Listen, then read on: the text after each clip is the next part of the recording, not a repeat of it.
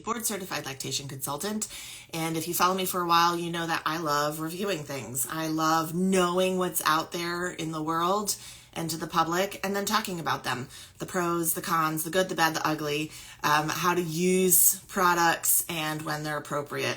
To start with, we're going to talk today about the Mōmi or Mōmi bottle.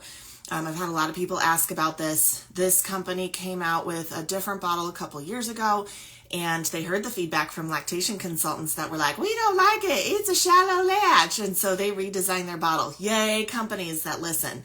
So we're going to talk about the redesign, the pros, the cons, the good, the bad.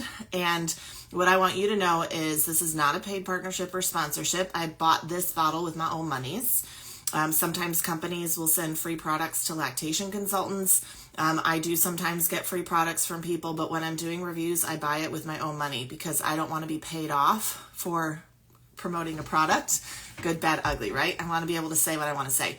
So this bottle they redesigned. It's the newest one. And when you look at it, they heard the feedback that it needed to promote a wider, deeper latch.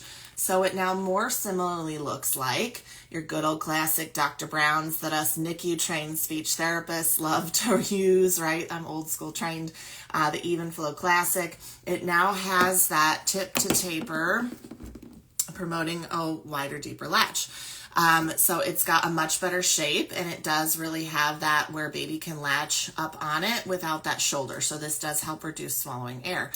The other difference than this, when you're like, okay, but that now looks like a Dr. Brown's, right? Why don't we just do the Dr. Brown's? It now has this silicone tip. So when you have a baby that's collapsing a bottle nipple, it's like, oh, they can't collapse on this. Now, this bottle, I love that they heard feedback. I love that they redesigned it. They have a glass option. I love that unlike the Dr. Brown's with the vent system, the vent is built into the nipple. Okay, so it vents itself. This is when I have eliminated all or nothing language from my recommendations. So if you follow me for a while, I'm not like, all babies love this, all people, no people, this is horrific. Every tool has a place in the bag of tricks. There's some bottles that many babies or most babies can use or have a better latch to, right? And then there's some bottles out there that I'm like, few babies can really latch well to this. This one sits there kind of somewhere in the middle for me, and I'm going to talk to you about why, right?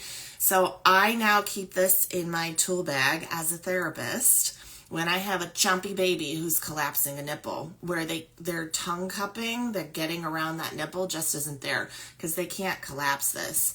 But the difficulty is this has a little chamber with milk, and the baby actually has to use fairly good mouth skills to move milk out of this. Otherwise, they're going to be frustrated.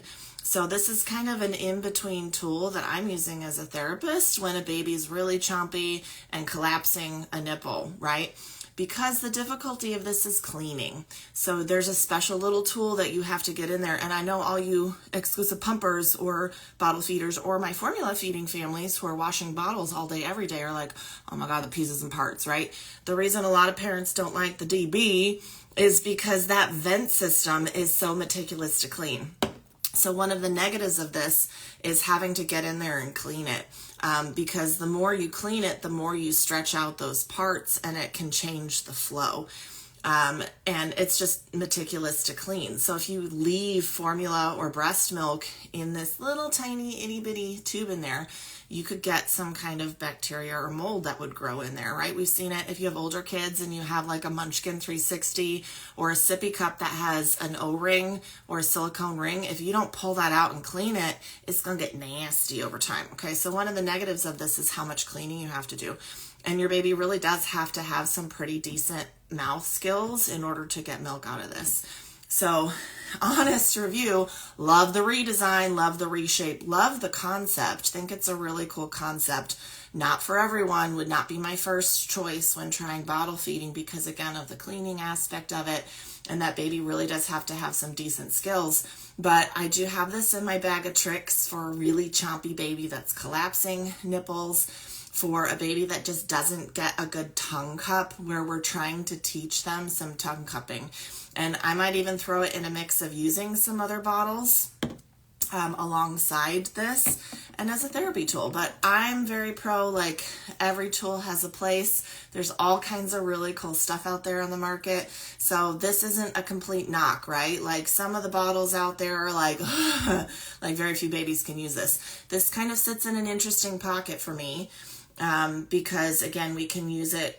We can critically think through this if baby's having some other issues. So it's still not my first go-to. It's not the first purchase. It's not the first recommendation, but it's a great tool to have in a parenting bag of tricks if we're specifically working on very specific skills, or need to have that little bit more rigid bottle. So cool concept, cool design, and now you know how I like to use that bottle.